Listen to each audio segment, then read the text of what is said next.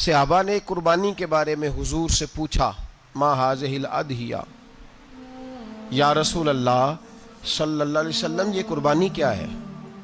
تو فرمایا سنت ابیکم ابراہیم، یہ تمہارے باپ حضرت ابراہیم کا طریقہ ہے، یہ تمہارے باپ حضرت، حالانکہ قربانی نبی پاک صلی اللہ علیہ وسلم کا بھی طریقہ ہے، لیکن فرمایا تمہارے باپ حضرت ابراہیم، حضرت ابراہیم کے ذکر کو باقی رکھا۔ اللہم صلی علی محمد وعلی آل محمد کما صلیت علی ابراہیم وعلی آل ابراہیم، ان کے تذکرے کو باقی رکھا دین کے اندر۔ حضرت ابراہیم بڑی امتیازی شان والے نبی ہیں، بڑی امتیازی شان والے، رب کریم کا وہ دوست جس نے کوئی چیز بچا کے نہیں رکھی، ہر شے ہی اپنے رب کی بارگاہ میں پیش کر دی۔ آپ شہر بابل کے قریب پیدا ہوئے تھے، وہاں سے مصر آئے، مصر سے فلسطین آئے، اور فلسطین سے آ کر کے کعبہ آباد فرمایا۔ زندگی سفروں میں گزری، سفر ایک تکلیف والی چیز ہے، پر حضرت ابراہیم نے وطن چھوڑ دیا، گھر چھوڑ دیا۔ جان بڑی عزیز ہوتی ہے اصل میں نا، جب انسان جد و جہد کرتا ہے نا دین کے لیے، تو اس کے رستے میں بڑی چیزیں آتی ہیں، کبھی اولاد، کبھی گھر، کبھی باہر، کبھی حکومتیں، کبھی سیاستیں، کبھی چدراہٹیں، اس کے رستے میں بڑا کچھ آتا ہے اور اسے ہر چیز کو فیس کرنا پڑتا ہے۔ گھر کے اندر بھی جنگ ہوتی ہے اور گھر کے باہر بھی لڑائی ہوتی ہے، یہ آسان ہے ہی نہیں۔ ہم تو خیر ہتھیار چھوڑ کے پھینکنے والے لوگ ہیں، ہم بھولے بھالے لوگ ہیں، ہم کہتے ہیں میں نے تو کہا تھا مہندی نہ کرو، پر بیٹے نہیں مانے، بولے جو ہوئے۔ اسی طرح حالانکہ اگر وہ بیٹا کہے نا کہ ابا جی لاؤ زندگی میں سارا کچھ میرے نام کرو، تو پھر ہم بولے نہیں ہوتے، اور اس وقت ہم تیز ہوتے ہیں، کہتے ہیں یہ کیسے ہو سکتا ہے، ہاتھ کاٹ کے دے دوں۔ اس وقت نہیں، دین کے معاملے میں بولے ہوتے ہیں۔ بیٹا بد مذہب کے پاس جا رہا ہے تو اس وقت ہم بولے بھالے ہیں، کوئی عرض نہیں، لیکن اگر وہ اپنی پسند کی شادی کرے ہمیں کراس کر کے، پھر ساتھ ہی ہم تیز ہو جاتے ہیں۔ تو حضرت ابراہیم نے جب دین کے لیے نکلے تو جد و جہد کی، گھر کے اندر بھی گھر کے باہر بھی۔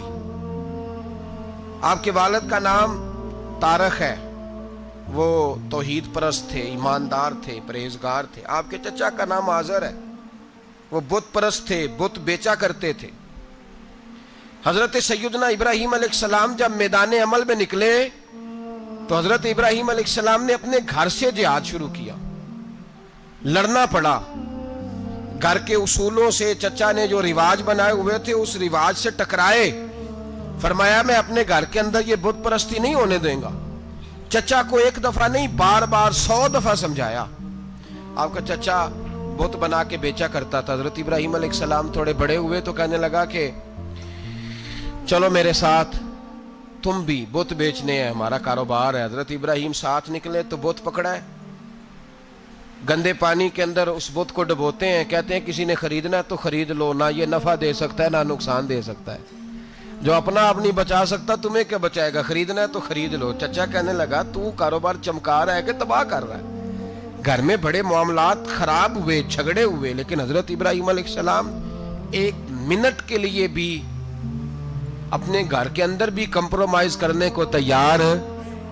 یہ تھوڑا مشکل میں نے پہلو چھیڑ دیا ہے، یہ تھوڑا مشکل پہلو چھیڑ دیا ہے۔ بڑا سمجھدار آدمی ہے پر بیوی سے پردہ نہیں کرا سکتا، سیانا ہے، پنچایت کا بندہ ہے، جو اس سے آپ کہیں گے وہ بات یہ سنائے گا، لیکن کہتا ہے نہیں جی میں نے کوشش کر لی ہے۔ کس قسم کی کوشش ہے صاحب، کیسے ہو گیا؟ حضرت ابراہیم علیہ السلام نے گھر کے اندر سے فرمایا نہیں کرنے دوں گا، گھر کے اندر بھی ٹکرائے، فرمایا تم جو بھی ہو پاش پاش کیا چچا کے اصولوں کو، اور باہر جب نکلے تو صرف علاقے کے چیئرمین سے نہیں ٹکرائے، ایم پی ایم این اے وزیر مشیر سے نہیں ٹکرائے، سپر پاور نمرود دنیا کا واحد حکمران تھا اس وقت، دوسرا کوئی حکمران ہی نہیں تھا،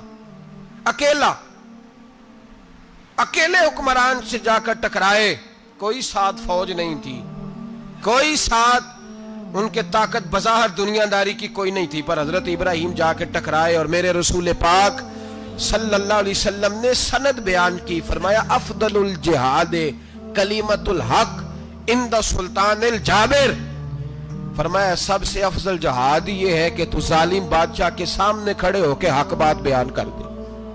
یہ سب سے بڑا جہاد ہے. یہ سب سے افضل الجہاد ہے کلیمت الحق عند السلطان الجابر. سب سے بڑا جہاد. حضرت ابراہیم کھڑے ہو گئے, سپر پاور سے ٹکرائے.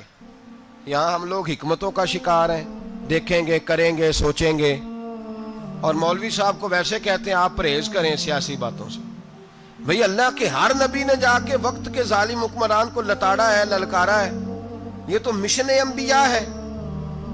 حضرت سیدنا ابراہیم علیہ السلام نے اس کو جا کے کہا کہ تو جھوٹ بولتا ہے, تو جھوٹا ہے, تو خدائی کا دعویٰ کرتا ہے, تو بہت بڑا ظالم ہے. اور قرآن مجید نے اس ساری بات کو بیان فرمایا ہے. حضرت ابراہیم علیہ السلام سے کہنے لگا میں رب ہوں. تو آپ نے فرمایا میرا رب تو وہ ہے جو زندہ کرتا اور مارتا ہے. تو پھر آپ حق بات بیان کریں گے تو اللہ مارے گا کہ بندہ مارے گا؟ کچھ بھی نہیں ہوتا, کیونکہ زندگی موت کس کے ہاتھ میں ہے؟ اللہ کے ہاتھ میں. زندگی موت اللہ, کچھ بھی نہیں ہوتا. انسان صحیح سمت کا تعین کرے اور صحیح چلے. حضرت علی شیر خدا سے کسی نے کہا تھا کہ آپ کے بڑی دشمنی ہے, کوئی محافظ رکھ لیں. آپ فرمانے لگے موت خود بہت بڑی محافظ ہے, وقت سے پہلے آتی ہی نہیں. بڑی محافظ ہے, وقت سے پہلے. علامہ نورانی رحمت اللہ تعالیٰ علیہ کراچی جیسے شہر میں رہا کرتے تھے, جہاں گام گام پہ خطرہ تھا. لوگوں نے کہا حضرت اتنے بڑے لیڈر ہو, آپ کی جماعت کی 62 سیٹیں ہوئی قومی اسمبلی میں, ایک ایسا وقت بھی آیا تو کوئی ایک آدمی بندوق والا. آپ فرمانے لگے مجھے ضرورت ہی نہیں, اس لیے کہ جس خدا رسول کے لیے میں نکلا ہوں وہ خود ہی حفاظت کرنے والے ہیں, ضرورت نہیں ان چیزوں. تو بھائی حضرت ابراہیم ٹکرائے, اور آپ کا انداز کیا ہے؟ جا کے کہا کہ تو نہیں, خدا وہ ہے جو زندہ کرتا. اور اس نے ایک بیوقوفوں جیسی دلیل دی. ایک آدمی کو کل پھانسی دینی تھی تو اس کو بلایا, کہنے لگا تجھے کب پھانسی ہے؟ اس نے کہا کل. کہنے لگا جا تجھے آزاد کیا, زندگی دی, اس کو چھٹی دے دی. ایک عام آدمی بیچارہ بیٹھا تھا, اس کو پکڑ کے نا کہنے لگا اس کی گردن اڑا دو. کہنے لگا دیکھ لو میں بھی زندہ کرتا اور مارتا ہوں. وہ جو کل مرنے والا تھا میں نے زندہ کر دیا ہے, اور جس کو پتہ ہی نہیں تھا کہ میں نے مرنا ہے اسے پکڑ کے میں نے مار دیا ہے. یہ بیوقوفوں جیسی دلیل ہے. حضرت سیدنا ابراہیم علیہ السلام چاہتے تو اسی وقت دلیل توڑ دیتے کہ تو کیا بیوقوفوں جیسی بات کر رہا ہے, اگر تو زندگی دیتا ہے تو مرے ہوئے میں جان ڈال کے دے جس کو تو نے مارا ہے. لیکن حضرت ابراہیم نے دیکھا کہ بیوقوف ہے, بیوقوفوں سے بحث نہیں ہوتی, دلیل بدل لی جاتی ہے, ان کی عقل کے مطابق بات کی جاتی ہے. حضرت ابراہیم فرمانے لگے میرا رب وہ ہے جو سورج مشرق سے نکالتا ہے اور مغرب میں غروب کرتا ہے. تو اگر رب ہے تو تو مغرب سے نکال کے مشرق میں غروب کر. فبہت الذی کفر, کافر لاجواب ہو گیا, اس کے پاس اس چیز کا کوئی جواب نہیں تھا. علامہ اسماعیل حقی نے خوبصورت فقرہ لکھا ہے, خوبصورت, جان ڈال دی ایک جملہ کہہ کے. حضرت سیدنا علامہ اسماعیل حقی رحمت اللہ علیہ فرمانے لگے چونکہ نمرود بیوقوفوں جیسی باتیں کر رہا تھا, اگر وہ یہ کہہ دیتا نا کہ میں سورج کو نکالتا ہوں مشرق سے, میں غروب کرتا ہوں معاذ اللہ مغرب میں, میں نکالتا ہوں, تو آپ اپنے رب سے کہیے کہ وہ مغرب سے نکال کے مشرق میں غروب کرے. علامہ اسماعیل حقی فرماتے ہیں رب کریم کی آواز قدرت تھی, مالک حضرت ابراہیم علیہ السلام کے اس, اگر وہ کہہ دیتا اور حضرت ابراہیم دعا کر دیتے تو رب کریم نے فرشتوں کو تیار بٹھایا ہوا تھا. فرمایا اگر یہ کہہ دے میرے خلیل سے کہ سورج مغرب سے نکال کے مشرق میں غروب کرنا ہے تو تیار رہنا, جس طرح خلیل کہیں گے ویسے ہی کر دیں گے. واتخذ اللہ ابراہیم خلیلا, ابراہیم ہمارا دوست جو ہوا, جیسے کہے گا ویسے کر دیں گے. حضرت سیدنا ابراہیم علیہ السلام کی باتوں کا جب جواب نہ دے سکا, دلیل نہیں بندہ دیتا, پھر لڑائی کرتا ہے, پھر جھوٹے موٹے اعتراض کرتا ہے. دلیل ختم ہوتی ہے تو لوگ ذاتیات پہ اترتے ہیں, کہتے ہیں یہ کھانستا صحیح نہیں, دیکھتا صحیح نہیں. دلیل ختم, اب ذاتیات پہ اترے, کہنے لگے مجھے پتہ چلا ہے کہ یہ فلانی جگہ گیا تھا تو وہاں جا کے اس نے اس طرح کیا ہے. پھر لوگ ذاتیات پہ اترتے ہیں, جب دلیل کا جواب دلیل سے نہیں دے پاتے پھر ذاتیات پر اتر کر حملے کرتے ہیں. حضرت ابراہیم کے دلائل کا جواب نمرود نہ دے سکا تو کہنے لگا کہ اس کو آگ میں ڈال دو. قوم گئی ہوئی تھی ساری, آپ نے بات سنی ہوئی ہے, میں نے صرف اشارہ دینا ہے, میلے پہ. تو حضرت سیدنا ابراہیم علیہ السلام نے سارے بت توڑ دیے, कुल्हाड़ा बड़े बुत की गर्दन पे रखा। वापस आए, कहने लगे बुत किसने तोड़े हैं? तो फरमाया इससे पूछ लो जिसकी गर्दन पे कुल्हाड़ा है।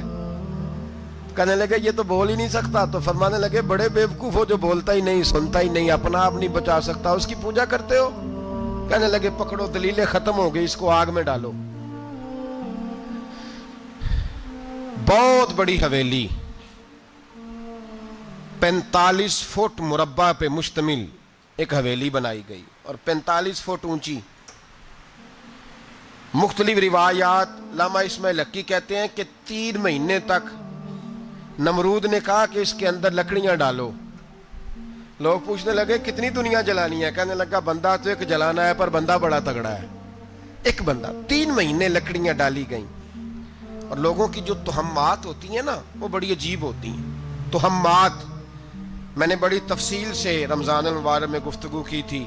बदशगुनी, तुहम्मात लोग लेते हैं। उस वक़्त भी लोग तुहम्मात का शिकार हो गए। अकीदा बिगड़ जाता है तो वो अजीबो गरीब बातें करने लगता है। तुहम्मात का शिकार हो गए। बीबियां नज़र मानती, मैं बीमार हूँ, अगर सही हो गई तो इतने मन लकड़ी दूंगी हज़रत इब्राहीम की आग जलाने के लिए। एक औरत लेके जा रही है लकड़ियाँ, तो एक नेक दिल आदमी ने उससे पूछा कहाँ जा रही हो? कहने लगी मैंने मन्नत मानी थी तो हज़रत इब्राहीम अलैहिस्सलाम को माज़ अल्लाह जलाने के लिए लकड़ियाँ लेके जा रही हूँ। तो वो रब करीम के बंदे कहने लगे तू ढूंढती रहेगी, तुझे वो जगह मिलेगी नहीं। वो बीबी कई महीने घूमती रही, जगह ही नहीं मिली जहाँ लकड़ियाँ डालनी, मारी गई। तो हम्मात का शिकार हुए बहुत सारे लोग। तो हम्मात का भाई, तो हम्मात दीन के अंदर मना है। तो हम्मात दीन में कोई नजर मानना, कोई किसी बुजुर्ग के मजार पे जाके साले सवाब के लिए कोई चीज मानना, ये तो दुरुस्त हुआ। लेकिन गैर शरी नजरें मान लेना कि मैं आग के गिर्द चक्कर लगाऊंगा, मैं जनाब वहां जाके ये वाला तमाशा करूंगा, मैं धागा बांधूंगा, मैं रस्सा काटूंगा, मैं वहां गंदे औ से पानी पीऊंगा, इनकी शरीयत इजाजत, ये तो हम्मात हैं, बदशगुनी है। दीन में इनकी कोई गुंजाइश। आप नजर मानने से पहले भी किसी आलिम से राब्ता करें कि मैं मन्नत मांगने लगा हूं तो कैसे माननी चाहिए, उसका तरीका पूछें। ऐसे ही गलत चीज की मन्नत थोड़ी मान ली जाएगी। बहरहाल आमदाम बरसरे मतलब हजरत इब्राहीम के लिए आग जलाई गई। 45 फुट ऊंची आग है, परिंदा भी ऊपर से गुजरता है तो नीचे गिर जाता है जल के। इतने दिन लगा के आग जलाई गई। अब हजरत इब्राहीम को जलाया जाने लगा है। यहाँ तो मौजे है ना, जो किसी इदारे का सरबराह है उसके लिए मौज है, किसी जगह ऑफिसर बन गया तो मौज है, पीर साहब के लिए मौज है, अल्लामा साहब के लिए मौज है, खतीब साहब के लिए मौज है। जलना किसको पड़ता है? वाली कोई नहीं रहा इल्ला माशाअल्लाह। वो लोग गुजर गए जो तकलीफें सह के काम करते थे, गुजर गया जमाना। हजरत सैयदना इब्राहीम अलैहिस्सलाम को जलाया जाने लगा है, तो अब इतनी बड़ी आग है तो डालें कैसे? शैतान ने तजवीज दी कि मंजनीक बनाओ। मंजनीक, बड़े बड़े बांस बांध के उनके नीचे रस्सा बांधो। वो जिस तरह झूलने के लिए झूला बनाया जाता है, इस तरह एक मंजनीक पुराने जमाने में उसमें पत्थर रख के फेंके जाते थे दुश्मनों पे। वो मंजनीक बनाई गई कि दूर से हजरत इब्राहीम को फेंकेंगे। हाथ हजरत इब्राहीम के बांध दिए, पांव मुबारक बांध दिए, पूरी जमीन पे एक नाम लेने वाला खुदा का, और उसको आज रस्सियों में जकड़ा हुआ है। जब फेंका जाने लगा ना आग में, हूरें रोने लगी, फरिश्ते तड़पने लगे, ए अल्लाह ये क्या होने लगा है? एक तेरा खलील और वो भी आग में। फरमाया जाओ जाके उससे कहो अगर तुम्हारी मदद लेता है तो उसे बचाओ। हवा का फरिश्ता आया, कहा इब्राहीम अगर तू कहे। ओ भाई, इन चीजों को कहानी समझ के ना सुना करें, ये दास्तान नहीं, ये वो तरीके हैं जो हमारे रसूल ने हमें अपनाने का हुक्म इरशाद फरमाया है। जो अकीदे, ये वो नजरियात है जो हमें ओढ़ने को कहा गया। अपने रब करीम की रिजा पे राजी रहने के ये वो खूबसूरत मौके हैं सूफिया ने जिनको बनाकर समझाकर हम तक पहुंचाया है। ये है अहले तरीकत की बातें। वो कहते हैं यार जिस हाल में रखे राजी रहना है। हजरत इब्राहीम अलैहिस्सलाम को फेंका जा रहा है, फरिश्ता आया, ए अल्लाह के खलील अगर हुक्म दो तो इतनी हवा चलाऊं कि नमरूदी जल जाए सारे, आग उन पे फेंक दी जाए। आपने फरमाया तू जा, तुझसे मुझे कोई काम नहीं। थोड़ी देर के बाद पानी का फरिश्ता आया, कहा हुजूर इतनी बारिश बरसाऊंगा कि आग बुझ जाएगी। फरमाया तू जा, तुझसे कोई काम नहीं। अब जब मंजनीक में रख दिए गए, आग में जाने का लम्हा है, तैयारी है। حضرت جبریل امین حاضر خدمت ہوئے. کہا ابراہیم کوئی حاجت؟ فرمایا تجھ سے کوئی نہیں. کہا چلو مجھ سے نہیں تو رب کریم سے ہی بات کر لو, مجھے پتا ہے میں چھوٹا ہوں, آپ مجھ سے مدد کیوں لو گے, رب کریم سے ہی بات کر لیں. تو حضرت ابراہیم کہنے لگے جبریل یہ بتا, رب کو نہیں پتا اس کا خلیل کس حال میں ہے؟ اسے نہیں پتا میں کس حال میں ہوں, میرے ہاتھ بندھے ہیں, پیر بندھے ہیں آگ میں, اسے نہیں پتا. بتایا تو اسے جاتا ہے جسے خبر نہ ہو. تو اگر اسے پتا ہے تو اگر وہ جلانے پہ راضی ہے تو میں بھی جلنے کو تیار ہوں, میں تیار ہوں, میں تیار ہوں. اسے کہو ٹھیک ہے. حضرت سیدنا ابراہیم علیہ السلام کو منجنیق میں ڈال کے جو پھینکا آگ میں, یا نار کونی بردم و سلاما علی ابراہیم, اللہ نے فرمایا اے آگ میرے ابراہیم پہ ٹھنڈی بھی ہو جا اور سلامتی والی بھی ہو جا. حضرت ابراہیم کو 2 فرشتوں نے بٹھا دیا زمین پہ, پھول کھلے ہیں, کونپلیں مہک رہی ہیں, کلیاں خوشبو دے رہی ہیں. حضرت ابراہیم نے سر سجدے میں رکھ دیا, سبحان اللہ والحمد للہ ولا الہ الا اللہ واللہ اکبر. حضرت ابراہیم اللہ کی تسبیح پڑھنے لگے, رب کریم کا شکر بجا لانے لگے. نکلے وہاں سے, کچھ دن گزر گئے, نکلے, حکم ہو گیا ابراہیم علاقہ چھوڑ دو. حضرت ابراہیم علیہ السلام وہاں سے نکل کے مصر آئے, چچا کے پاس ٹھہرے. انہوں نے اپنی بیٹی جناب سارہ کا نکاح کر دیا. کچھ آگے بڑھے تو ایک ظالم بادشاہ سے ٹکرائے. اس نے ایک شہزادی, ایک بادشاہ کی بیٹی قید کی ہوئی تھی, جناب ہاجرہ نام تھا, ان کو قید سے چھڑا کے ساتھ لائے. حضرت لوط علیہ السلام بھی ساتھ. یہ 4 لوگوں کا قافلہ چلا, فلسطین میں جا کے پڑاؤ ڈالا, گھر بار چھوڑا, تبلیغ شروع ہوئی. حضرت ابراہیم کے گھر میں 2 خواتین ہیں, ایک آپ کی بیوی ہیں, ایک حضرت ہاجرہ ہے. اولاد کوئی نہیں, بڑا میوہ ہے میٹھا.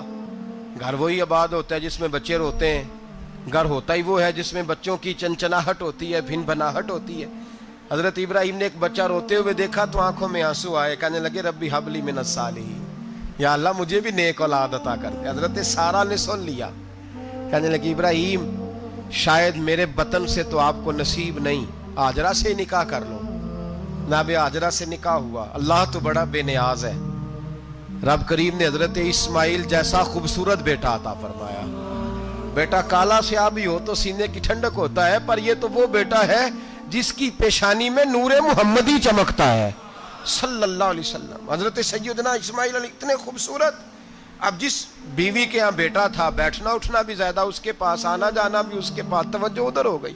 جناب سارہ رشک کرنے لگی. ایک دن کہنے لگی اسے چھوڑا جنگل میں, وادی غیر ذی زرع, مکے کے پاس. بھائی ایک بیٹا عالم دین بنا لو. کہنے لگا روٹی کہاں سے کھائے گا, تیرے 5 بیٹے ہیں, کو حافظ قرآن بنا, کہتے روٹی کہاں سے کھائے گا. وہ بچہ بھی کہتا ہے میں کہاں سے کھاؤں گا. حضرت ابراہیم علیہ السلام تو چند مہینے کا بچہ چھوڑ آئے, تو کہاں سے روٹی کھائی حضرت اسماعیل نے, کہاں سے کھائی ان کی اماں نے روٹی. بھوکے مر جاتے ہیں یہ سارے. میں بڑی ذمہ داری سے کہا کرتا ہوں کہ جتنی خوبصورت روٹی اللہ کریم دین کے خادموں کو عطا کرتا ہے شاید کسی اور کے نصیب ہوتی ہو, لیکن ہم لوگ توجہ ہی نہیں کر رہے, ہمارا ذوق ہی نہیں بن رہا, ہم یہ محنت ہی نہیں کر رہے کہ قوم کو مستند علماء کی ضرورت ہے. علاقوں کے علاقے خالی ہیں, ادھر ہمارا مزاج ہی نہیں بن رہا, توجہ ہی نہیں دین کی خاطر. اور پھر چلے بچے تو بعد کی بات ہے نا, جو ابھی خود جوان ہے وہ بھی یہ دعا. ایک صاحب مجھے کہنے لگے میں دعا مانگ رہا ہوں اللہ مجھے بیٹا دے تو میں اسے دین پہ لگاؤں گا. تو میں نے کہا آپ بھی بوڑھے نہیں ہوئے, آپ خود ہی لگ جائیں, بیٹا تو ابھی آئے گا تو لگے گا نا. تو آپ تو اس وقت ہے تو آپ تو پہلے لگے نا صاحب, 2 گھنٹے تو نکال کے آئے, دین سیکھنے کو کافی ہے. آپ اتنی لمبی سوچ رہے ہیں کہ بچہ آئے گا تو بڑا ہوگا تو وہ جائے گا تو دیکھی جائے گی, ابھی تو آپ ہیں تو آپ تو آؤ. حضرت ابراہیم نے بچہ وہاں چھوڑا. یہاں سے جو عمرہ کرنے لوگ جاتے ہیں نا, جو حج کرنے جاتے ہیں, ان کو پتا ہے کہ وہاں دنیا کی ہر نعمت ملتی ہے, پھر بھی ڈبل ٹرپل پیسے لوگ جیبوں میں ڈال کے جاتے ہیں. حضرت ابراہیم جب وہاں لے کے گئے تو کوئی انسان نہیں تھا, پانی کا قطرہ نہیں تھا, 2 کلو کھجوریں, ایک مشکیزہ. بیوی کو تھمایا. ہمارے گھر میں ہزاروں چیزیں پڑی ہیں, لیکن وہ جو توکل ہے نا وہ ختم ہو گیا ہے. اللہ دے گا, حلال حلال پہ قناعت کرے, جائز جائز پہ بھروسہ کرے, رب کریم عطا کرنے والا ہے, وہ مزاج ختم ہو گیا. حضرت سیدنا ابراہیم علیہ السلام 2 کلو کھجوریں 1 مشکیزہ پانی کا دے کر کے اور وہاں بٹھایا آپ نے اپنے بچے کو اور اپنی زوجہ جناب ہاجرہ کو، اور بٹھا کر کے واپس پلٹنے لگے تو حضرت ہاجرہ سلام اللہ علیہ نے آواز دی، کہا ابراہیم کس کے سہارے پہ چھوڑ کے جا رہے ہو؟ جہاں آب زمزم کا کنواں ہے نا، جو لوگ گئے ہیں جنہوں نے صفا مروہ کی سعی کی ہے، صفا مروہ سے باہر نکلے نا، سرکار کی ولادت کا مقام ہے، اس جگہ پہ آب زمزم کا کنواں تھا، وہاں حضرت سیدنا ہاجرہ کو بٹھایا، کوئی چیز نہیں، کوئی درخت نہیں، کوئی کھیت نہیں، کوئی پانی نہیں، کوئی کنواں نہیں، وہاں بٹھایا اور بٹھا کر کے نکلنے لگے تو جناب ہاجرہ فرمانے لگی ابراہیم کس کے سہارے پہ چھوڑ کے جا رہے ہو؟ کہنے لگے اللہ کے سہارے پہ۔ تو پاک باز بی بی نے ایک لفظ پوچھا، کہا ابراہیم یہ میرے رب کا حکم ہے، یہ میرے، بس جن کا عقیدہ توحید مضبوط ہو ان کے لیے ایک جملہ کافی ہوتا ہے، یہ میرے اللہ کا حکم ہے۔ تو جناب ابراہیم علیہ السلام فرمانے لگے ہاجرہ ہاں رب کا حکم ہے۔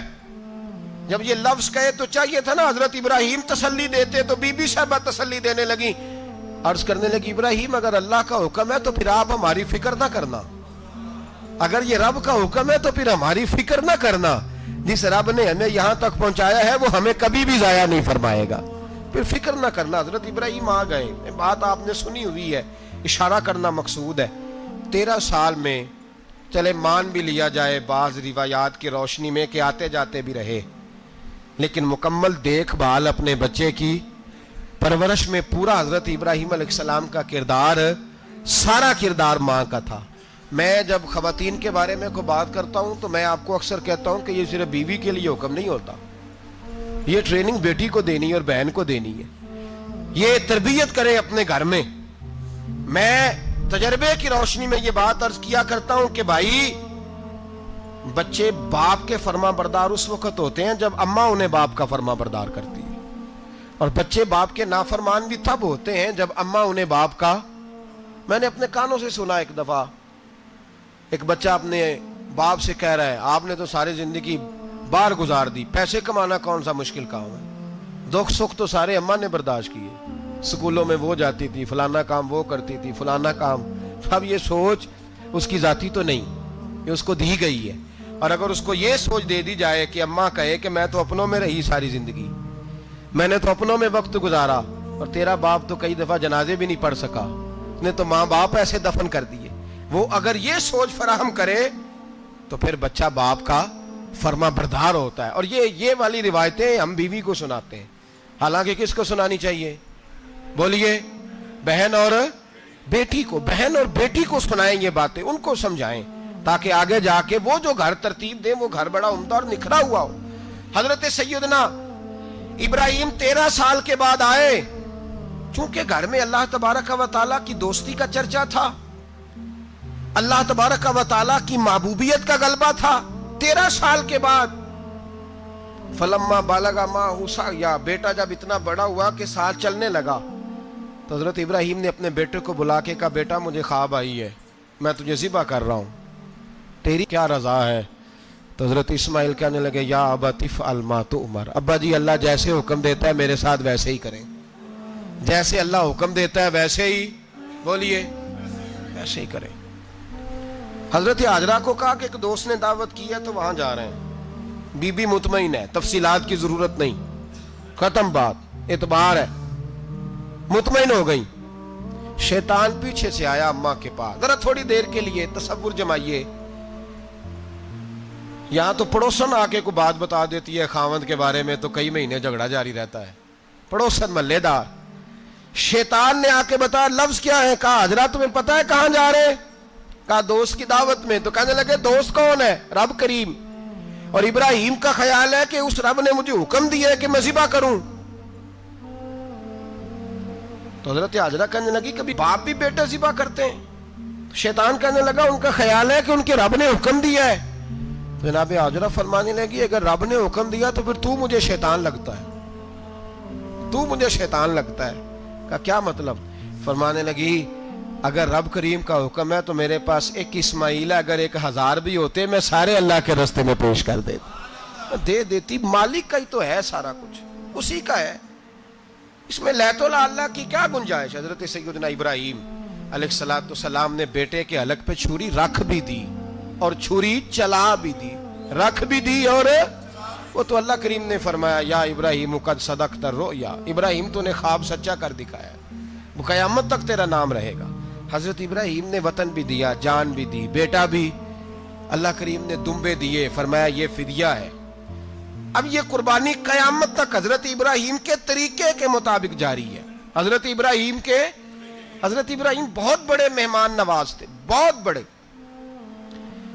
آپ جب مصر میں قیام تھا تو بڑے بڑے لمبے چوڑے لنگر پکتے تھے، لوگ آیا جایا کرتے تھے، بڑا تفصیل کے ساتھ کھانا ہوتا تھا۔ مہمان نوازی آپ کی خاص صفت مبارکہ ہے۔ ہمارے ہاں بھی مہمان نوازی ہوتی ہے امیروں کی، بلکہ اب تو مہمان نوازی اس طرح کی ہے کہ کل تیری میرے پاس دعوت ہے اور پرسوں میری تیرے پاس ہے۔ وہی امیروں میں وہ چکر رہتا ہے، پارٹیاں دوست ایک دوسرے کو ڈالتے ہیں، تیری طرف پارٹی، تیری طرف، اور اسی انداز میں اب یہ عید آئے گی نا، ٹکا پارٹیاں ہوں گی جگہ جگہ، اور لوگ سوال پوچھنے لگے ابھی سے، کہتے ہیں قربانی کا کتنا گوشت گھر رکھنا جائز ہے؟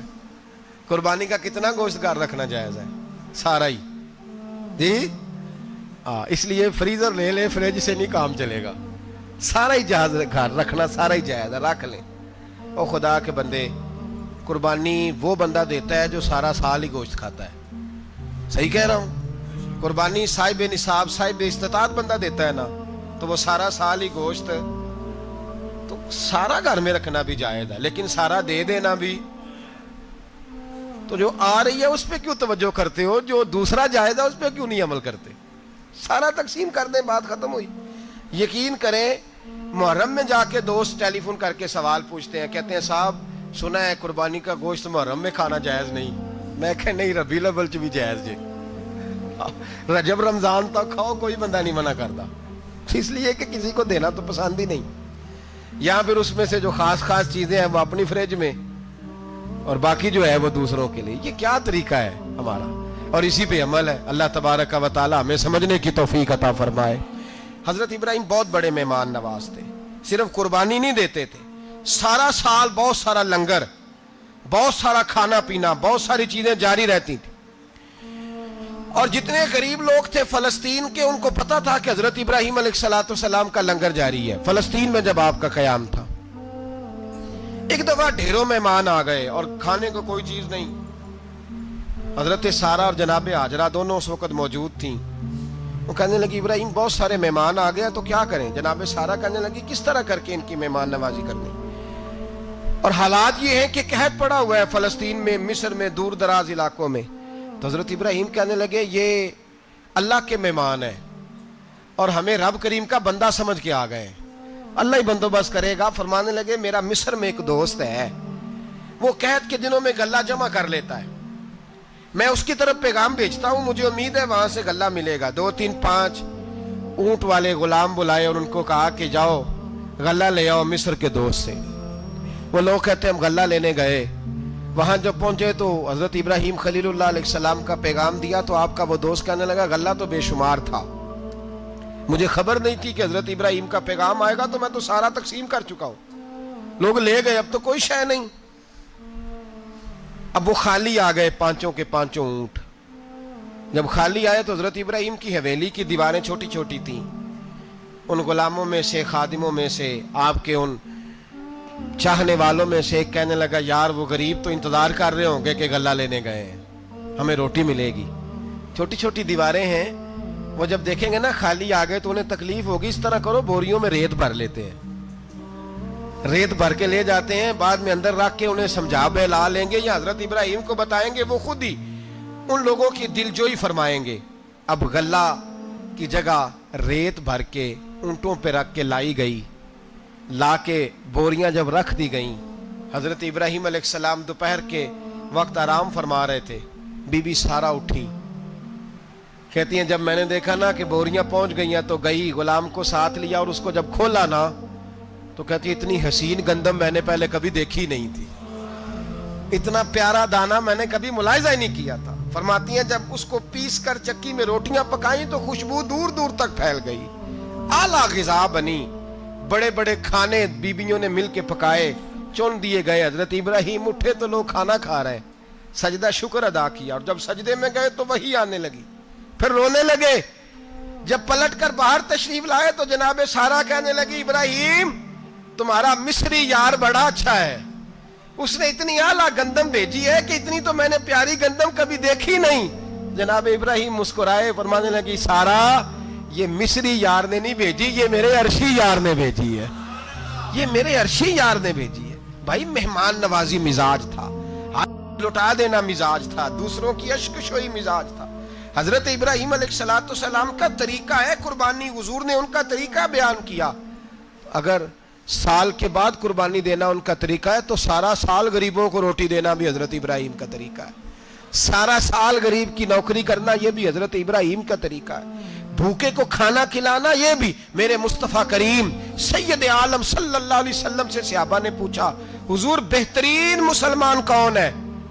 بہترین مسلمان, تو حضور نے فرمایا جو سلام لینے میں پہل کرے اور غریب کو روٹی کھلانے میں سب سے اچھا ہو, وہ بہترین مسلمان ہے, زبردست مسلمان. ہمارے ہاں دعوتیں ہوتی ہیں تو امیروں کی, افطاریاں ہیں تو امیروں کی, اور میرے مصطفیٰ کریم علیہ السلام نے فرمایا بدترین دعوت ہے جس میں امیر بلائے جائیں غریب نہ بلائے جائیں, وہ بدترین دعوت.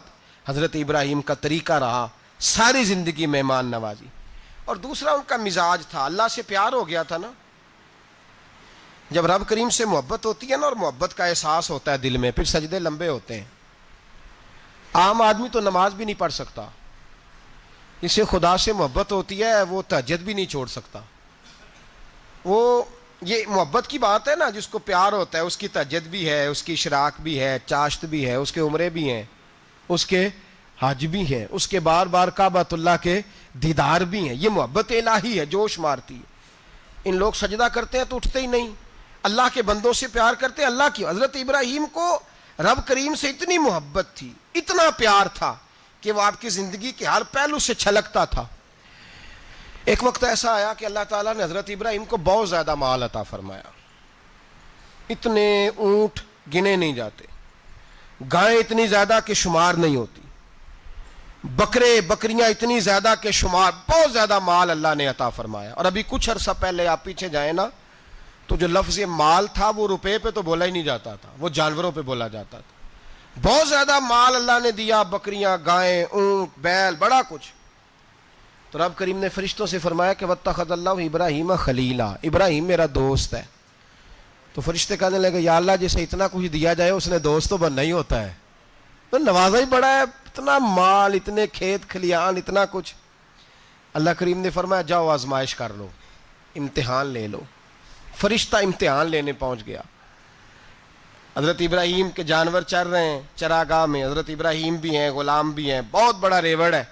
آپ تشریف فرمائیں. ایک فرشتہ آیا تو کھیت میں چھپ کے بیٹھ گیا اور بلند آواز سے کہنے لگا سبحان اللہ والحمد للہ ولا الہ الا اللہ واللہ. یہ تسبیح بڑی پسند ہے, محبوب نے ان کی فضیلت بیان کی. اب وہ حضرت سیدنا ابراہیم علیہ السلام کھڑے تھے تو وہ کھیت میں بیٹھ کے تسبیح پڑھنے لگا سبحان اللہ والحمد للہ ولا الہ الا اللہ.